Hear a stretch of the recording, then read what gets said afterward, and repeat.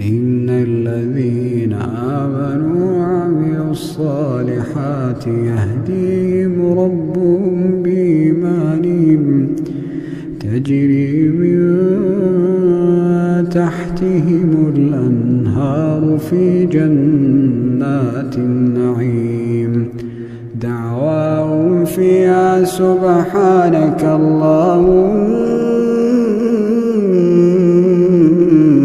وتحيتهم فيها سلام